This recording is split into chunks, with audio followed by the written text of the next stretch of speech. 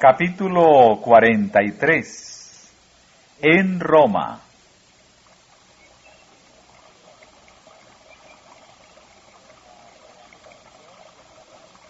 Con la reanudación del tránsito marítimo, el centurión y sus prisioneros emprendieron su viaje a Roma. Un buque alejandrino, el Castor y Pólux, habían invernado en Melita en su viaje hacia el occidente, y en él se embarcaron los viajeros. Aunque un poco retardado por vientos contrarios, el viaje se realizó sin novedad, y el barco ancló en el hermoso puerto de Puetolos, en la costa de Italia.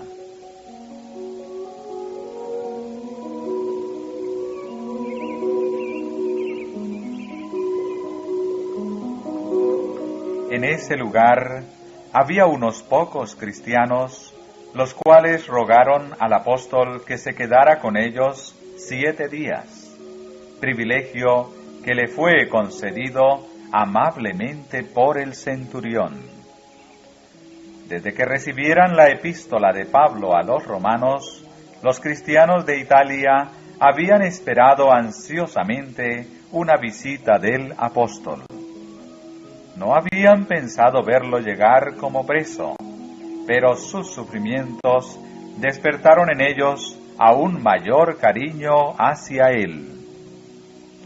La distancia de Puetolos a Roma era aproximadamente de 224 kilómetros, y como el puerto se hallaba en constante comunicación con la metrópoli, los cristianos de Roma fueron informados de la llegada inminente de Pablo, de modo que algunos de ellos salieron para encontrarse con él y darle la bienvenida.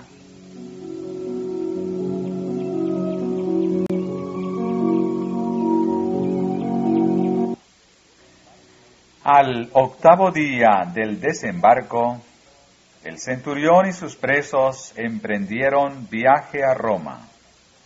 Julio le concedió voluntariamente al apóstol todo el favor que le fue dable concederle, pero no podía cambiar su calidad de preso ni soltarle de la cadena que lo ligaba a su guardia militar. Con corazón apesadumbrado, el apóstol avanzaba para hacer su visita largo tiempo anhelada a la metrópoli del mundo. Cuán diferentes eran las circunstancias de las que él se había imaginado. ¿Cómo podría él, encadenado y estigmatizado, proclamar el Evangelio? Parecía que sus esperanzas de ganar a muchas almas para la verdad en Roma iban a quedar chasqueadas.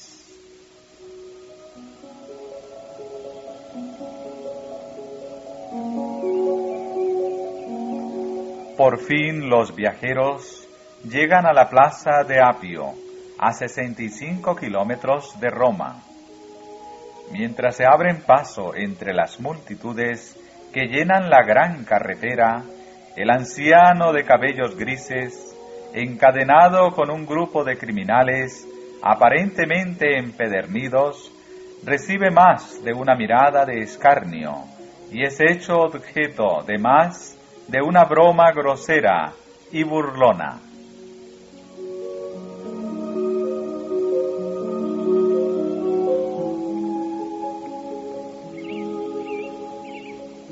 De repente se oye un grito de júbilo, y un hombre que sale de entre la multitud se arroja al cuello del preso y le abraza con lágrimas de regocijo, como un hijo que da la bienvenida a su padre por largo tiempo ausente.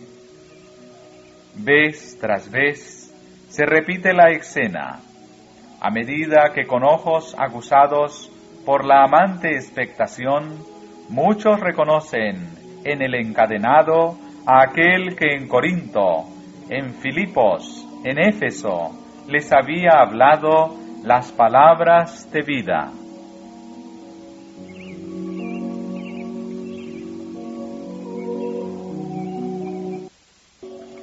Mientras los afectuosos discípulos rodean a su Padre en el Evangelio, toda la compañía se detiene.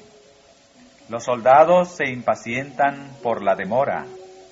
Sin embargo, no se atreven a interrumpir este feliz encuentro, porque ellos también han aprendido a respetar y estimar a su preso. En ese cansado y dolorido rostro, los discípulos veían reflejada la imagen de Cristo. Le aseguraban a Pablo que no le habían olvidado ni cesarían de amarle, que estaban endeudados con él por la feliz esperanza que animaba sus vidas y les otorgaba paz para con Dios. En ardoroso amor, hubieran deseado llevarlo sobre sus hombros todo el camino hasta la ciudad, si tan solo se les hubiese concedido ese privilegio.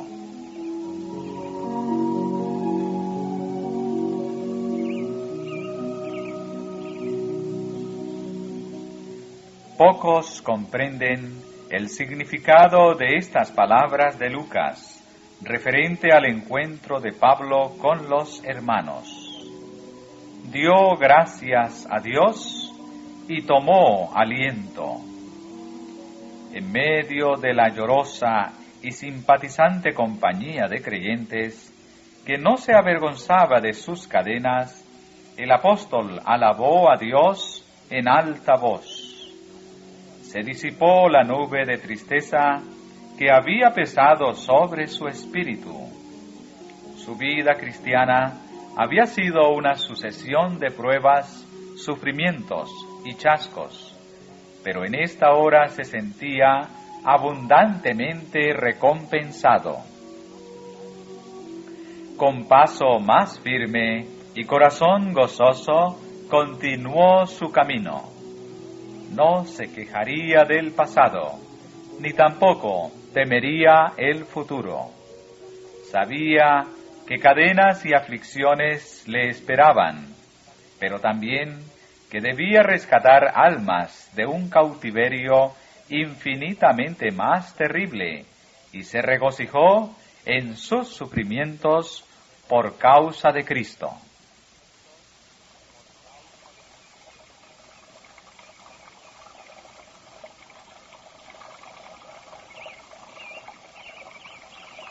En Roma, el centurión Julio entregó sus presos al capitán de la guardia del emperador. El buen informe que dio de Pablo, juntamente con la carta de Festo, fue motivo para que el apóstol fuese tratado con miramiento por el prefecto de los ejércitos, y en lugar de ser puesto en prisión, se le permitió vivir en su propia casa alquilada. Aunque constantemente encadenado a un soldado, tenía libertad de recibir a sus amigos y trabajar en favor del avance de la causa de Cristo.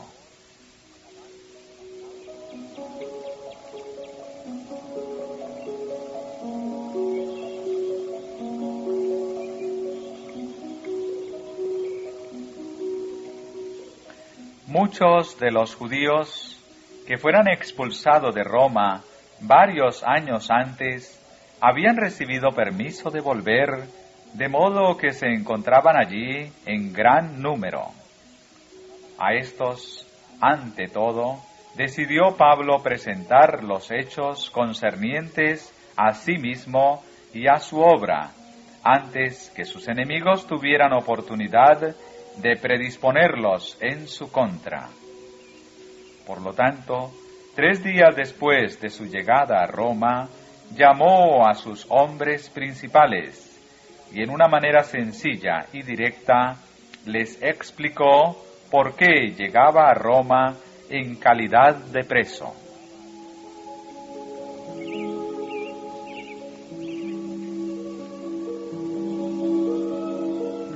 Varones hermanos, dijo, no habiendo hecho nada contra el pueblo, ni contra los ritos de la patria, he sido entregado preso desde Jerusalén en manos de los romanos, los cuales, habiéndome examinado, me querían soltar, por no haber en mí ninguna causa de muerte.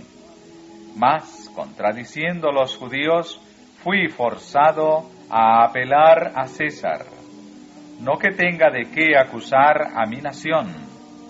Así que, por esta causa, os he llamado para veros y hablaros, porque por la esperanza de Israel estoy rodeado de esta cadena.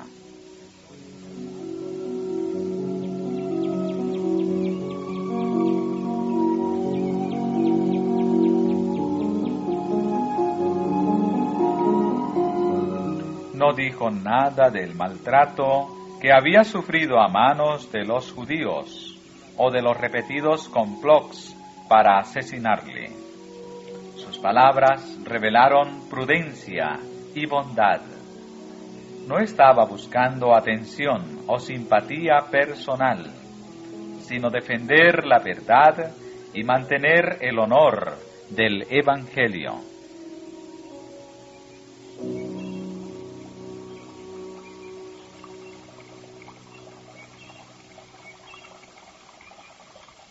En respuesta, sus oyentes afirmaron que no habían recibido ninguna acusación contra él por carta pública o privada, y que ninguno de los judíos que habían venido a Roma le había acusado de algún crimen.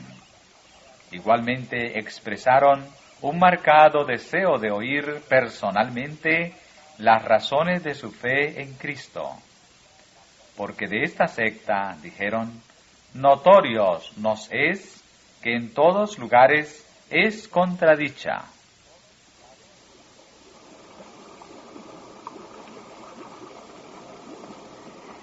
Ya que ellos mismos lo deseaban, Pablo les pidió que fijaran un día para presentarles la verdad del Evangelio.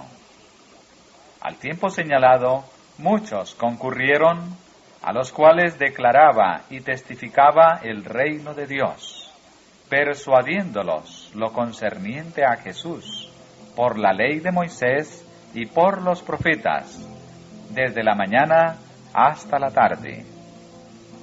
Les relató su propia experiencia y les presentó argumentos de los escritos del Antiguo Testamento con sencillez, sinceridad y poder.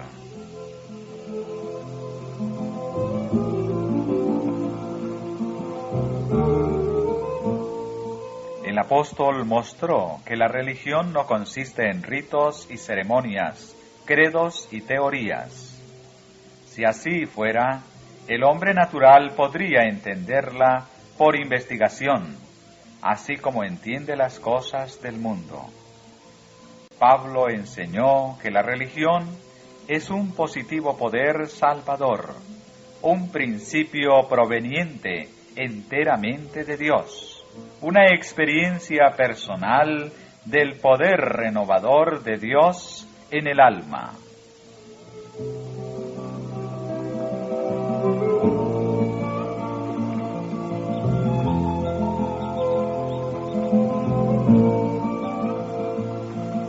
Les mostró cómo Moisés enseñó a Israel a mirar a Cristo como al profeta a quien ellos debían oír. Cómo todos los profetas testificaron de él como el gran remedio de Dios para el pecado, el inocente que había de llevar los pecados del culpable. Pablo no censuró la observancia de sus ritos y ceremonias, pero les mostró que al mismo tiempo que ellos mantenían el servicio ritual con gran exactitud, rechazaban al que se tipificaba en todo el sistema de ritos.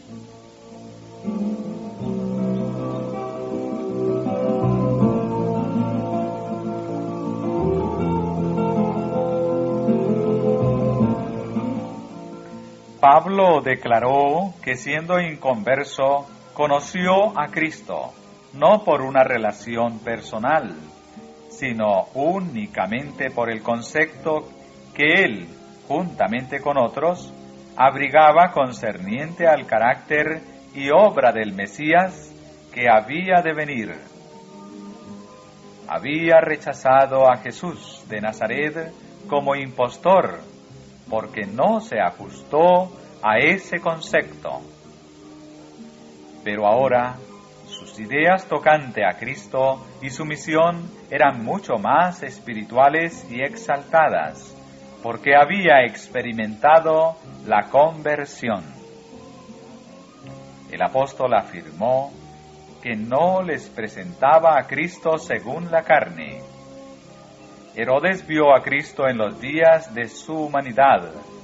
Anás también lo vio, y asimismo Pilato y los sacerdotes y gobernantes y los soldados romanos. Pero ellos no le vieron con los ojos de la fe, como al Redentor glorificado. Comprender a Cristo por fe y tener un conocimiento espiritual de Él era más deseable que una relación personal con Él tal como apareció en la tierra.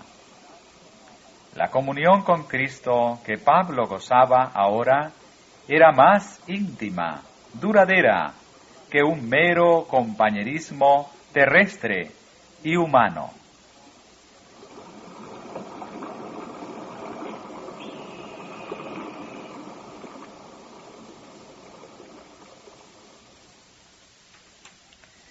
Mientras Pablo hablaba de lo que conocía y testificaba de aquello que había visto concerniente a Jesús de Nazaret como la esperanza de Israel, los que honradamente buscaban la verdad fueron convencidos.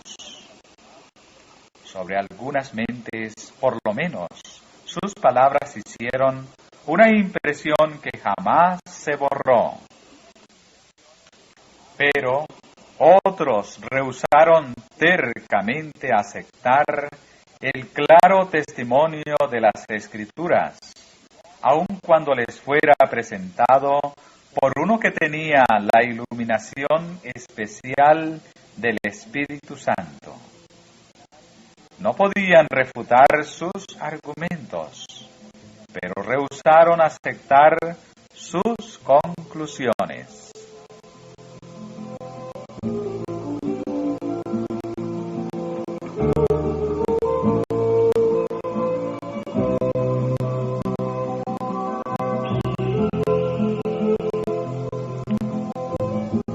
Muchos meses pasaron desde la llegada de Pablo a Roma hasta la comparecencia de los judíos que vinieron de Jerusalén para acusarle. Habían sido repetidamente estorbados en sus propósitos, y ahora que Pablo iba a ser juzgado por el Supremo Tribunal del Imperio Romano, no deseaban exponerse a otro fracaso. Lisias, Félix, Festo y Agripa habían declarado que le juzgaban inocente. Sus enemigos solo podían esperar e inclinar al emperador en su favor por medio de intrigas.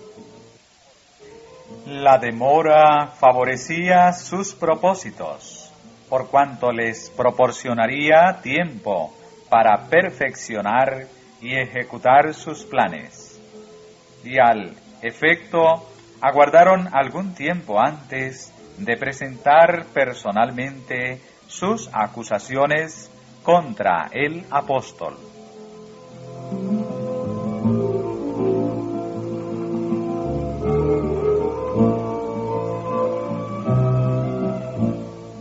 Por providencia de Dios, este aplazamiento tuvo por resultado el adelanto del Evangelio. Mediante el favor de los encargados de la guardia, le fue permitido a Pablo residir en una cómoda vivienda. donde podía tratar libremente con sus amigos y también declarar diariamente la verdad a cuantos acudían a oírle. Así prosiguió durante 2 años con sus labores, predicando el reino de Dios y enseñando lo que es del Señor Jesucristo con toda libertad, sin impedimento.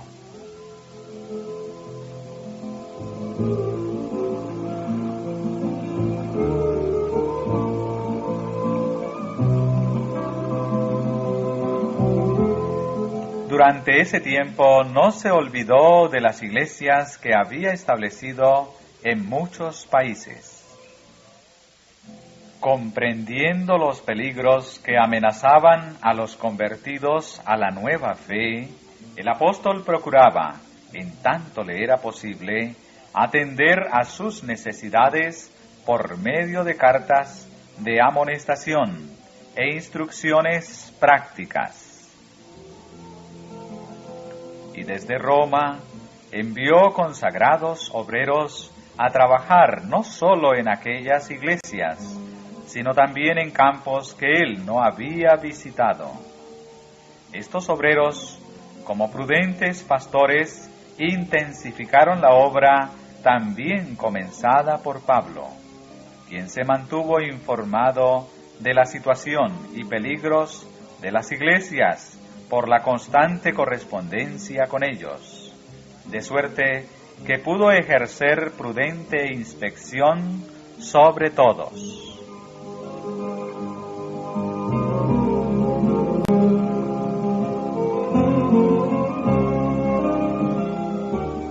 Así, aunque aparentemente ajeno a la labor activa, Pablo ejerció más amplia y duradera influencia que si hubiese podido viajar libremente de iglesia en iglesia, como en años anteriores. Como preso del Señor, era objeto del más profundo afecto de parte de sus hermanos, y sus palabras, escritas por quien estaba en cautiverio por la causa de Cristo, imponían mayor atención y respeto que cuando él estaba personalmente con ellos. Hasta que Pablo les fue quitado, los creyentes no se dieron cuenta de cuán pesadas eran las cargas que había soportado por ellos. En otros tiempos, se habían excusado en gran parte de las responsabilidades porque les faltaba su sabiduría, tacto e indomable energía. Pero ahora, abandonados a su inexperiencia para aprender las lecciones que habían rehuido, apreciaron sus amonestaciones, consejos e instrucciones como no los habían estimado durante su obra personal. Al informarse de su valentía y fe durante su largo encarcelamiento, fueron estimulados a una mayor fidelidad y celo en la causa de Cristo.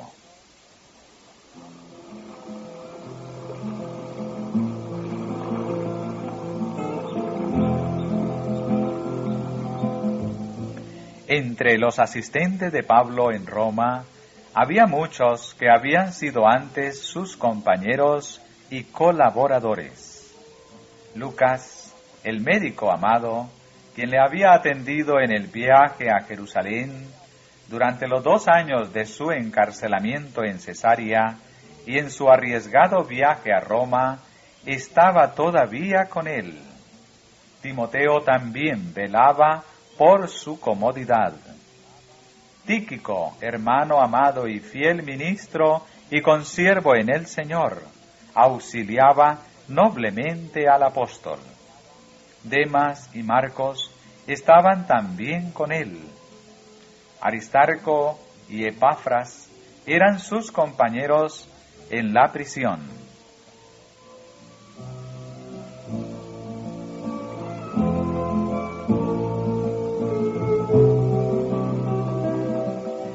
Desde los primeros años de su profesión de fe, La experiencia cristiana de Marcos se había profundizado.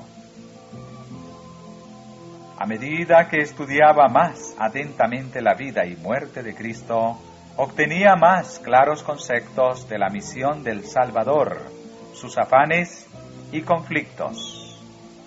Leyendo en las cicatrices de las manos y los pies de Cristo las señales de su servicio por la humanidad y el extremo a que llega la abnegación para salvar a los extraviados y perdidos, Marcos se constituyó en un seguidor voluntario del Maestro en la senda del sacrificio.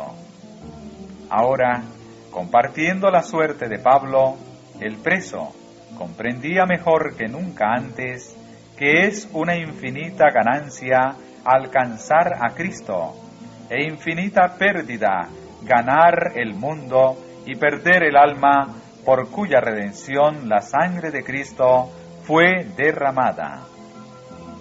Frente a la severa prueba y adversidad, Marcos continuó firmemente como sabio y amado ayudador del apóstol.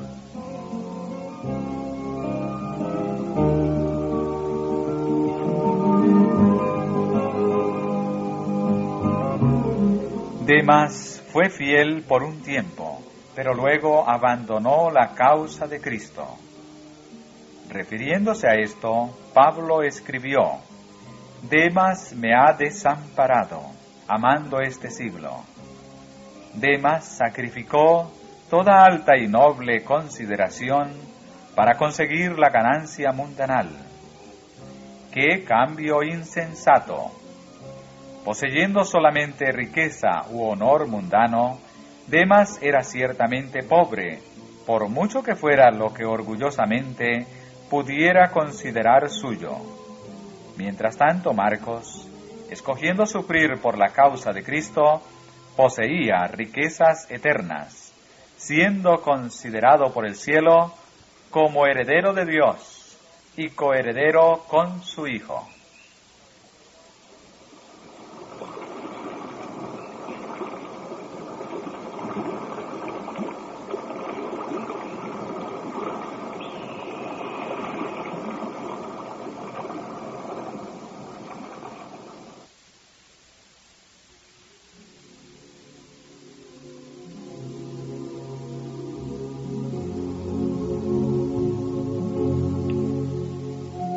Entre los que dieron su corazón a Dios a causa de las labores de Pablo en Roma, estaba Onésimo, esclavo pagano, que había perjudicado a su amo Filemón, creyente cristiano de Colosas, y había escapado a Roma.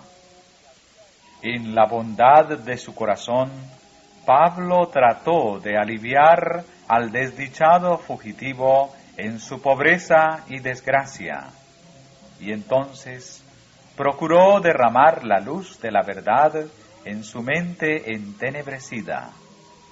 Onésimo atendió las palabras de vida, confesó sus pecados y se convirtió a la fe de Cristo.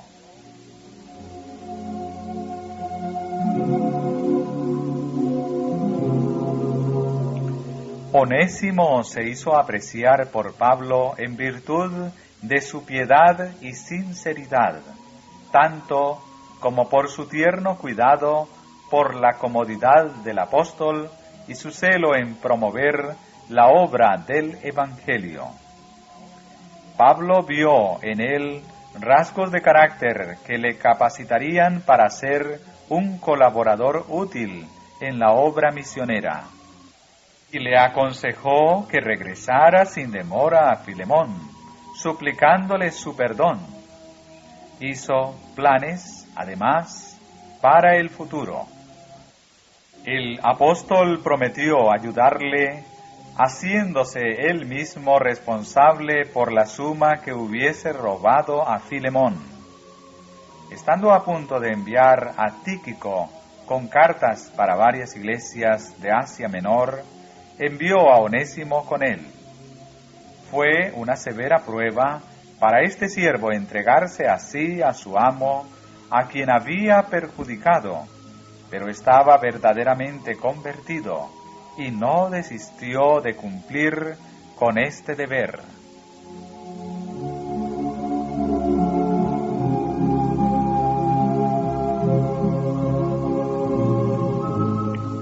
Pablo hizo a Onésimo portador de la carta a Filemón, en la cual, con su tacto y bondad acostumbrados, el apóstol defendía la causa del esclavo arrepentido y expresaba sus deseos de conservar sus servicios para el futuro. La carta comenzaba con afectuosos saludos para Filemón como amigo y colaborador. Gracia a vosotros y paz, de Dios nuestro Padre y del Señor Jesucristo. Doy gracias a mi Dios siempre, haciendo mención de ti en mis oraciones, oyendo hablar de tu amor y fe que tienes hacia el Señor Jesús y para con todos los santos, para que la comunicación de los frutos de tu fe llegue a ser eficaz en el conocimiento de todo lo bueno que hay en vosotros, para gloria de Cristo.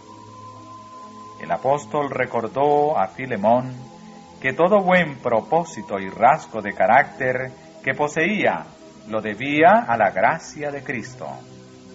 Solamente esto lo hacía diferente de los perversos y pecadores.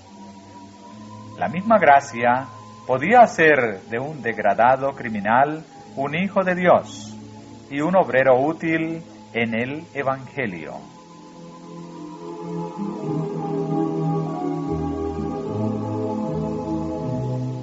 Pablo pudo haber manifestado a Filemón su deber como cristiano, pero en cambio escogió valerse del ruego. Pablo, anciano y ahora también prisionero de Cristo Jesús, ruégote por mi hijo, a quien yo he engendrado en mis prisiones, mi hijo Onésimo, el cual en un tiempo te fue inútil, mas ahora es útil para ti y para mí.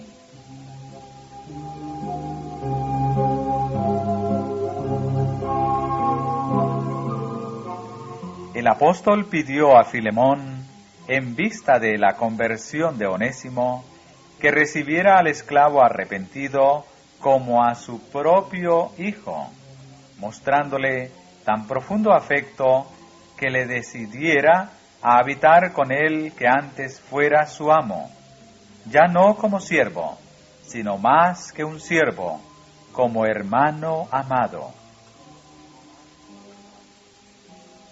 Expresó su deseo de retener a Onésimo como uno que podía servirle durante su encarcelamiento, como Filemón mismo lo hubiera hecho. Sin embargo, no deseaba sus servicios a menos que por propia iniciativa dejara al esclavo libre.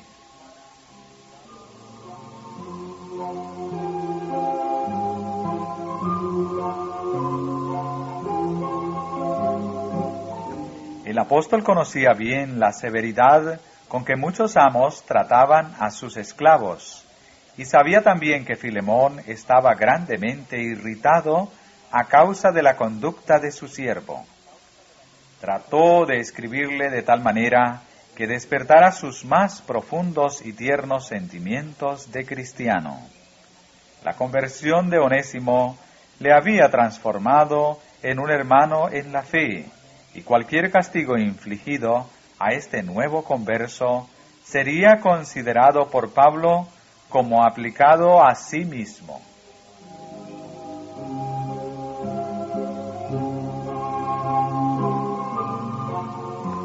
Pablo propuso voluntariamente tomar a su cargo la deuda de Onésimo, para que el culpable pudiera ser librado del oprobio de un castigo y pudiera gozar nuevamente los privilegios que había perdido.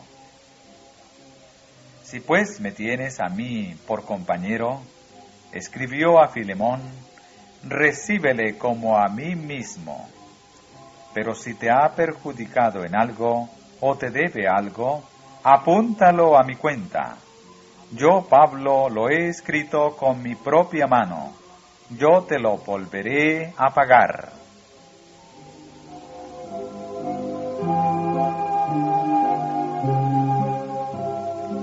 Qué adecuada ilustración del amor de Cristo hacia el pecador arrepentido.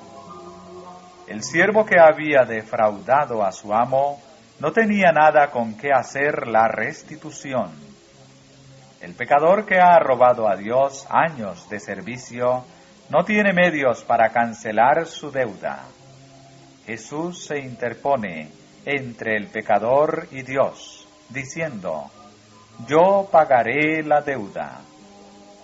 Perdona al pecador. Yo sufriré en su lugar.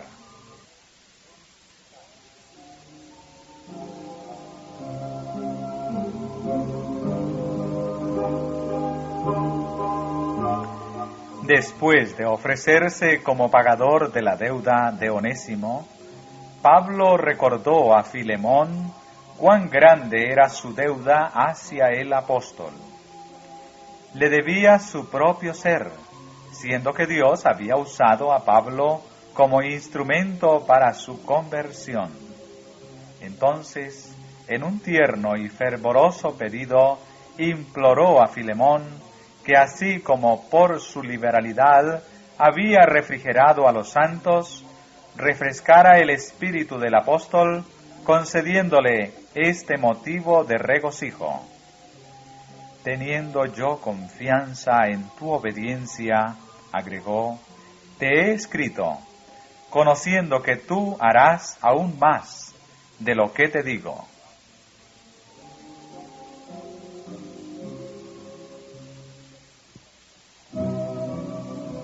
La carta de Pablo a Filemón muestra la influencia del Evangelio en las relaciones entre amos y siervos. La esclavitud era una institución establecida en todo el Imperio Romano, y tanto amos como esclavos se encontraban en la mayoría de las iglesias por las cuales Pablo había trabajado. En las ciudades, donde a menudo el número de esclavos era mayor que el de la población libre, se creía necesario tener leyes de terrible severidad para mantenerlos en sujeción. Muy a menudo un romano rico era dueño de cientos de esclavos, de toda clase, de toda nación y de toda capacidad. Teniendo un control completo sobre las almas y cuerpos de estos desválidos siervos, podía infligirles cualquier sufrimiento que escogiera. Si alguno de ellos, en su propia defensa, se aventuraba a levantar su mano contra su amo, toda la familia del ofensor podía ser sacrificada despiadadamente. La menor equivocación, accidente o falta de cuidado se castigaba generalmente sin misericordia.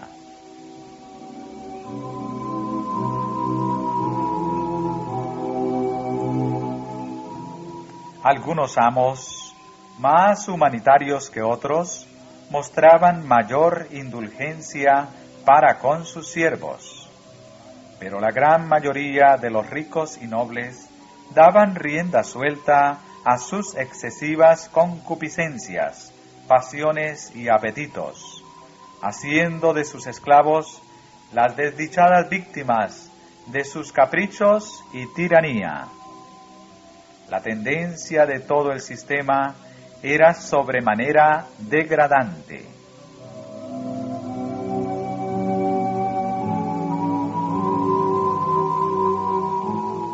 No era la obra del apóstol trastornar arbitraria o repentinamente el orden establecido en la sociedad.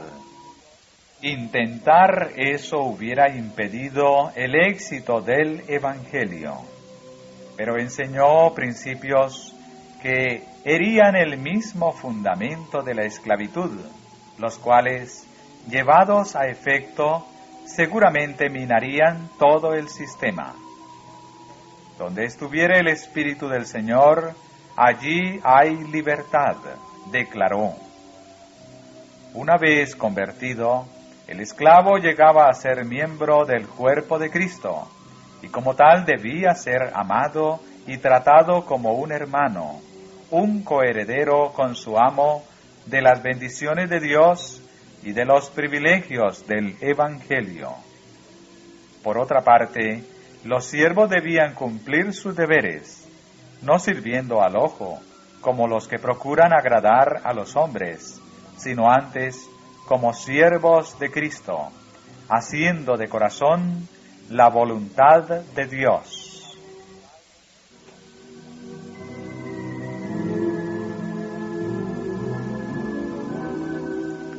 El cristianismo forma un fuerte lazo de unión entre el amo y el esclavo, el rey y el súbdito, el ministro del Evangelio y el pecador caído que ha hallado en Cristo purificación del pecado. Han sido lavados en la misma sangre, vivificados por el mismo Espíritu, y son hechos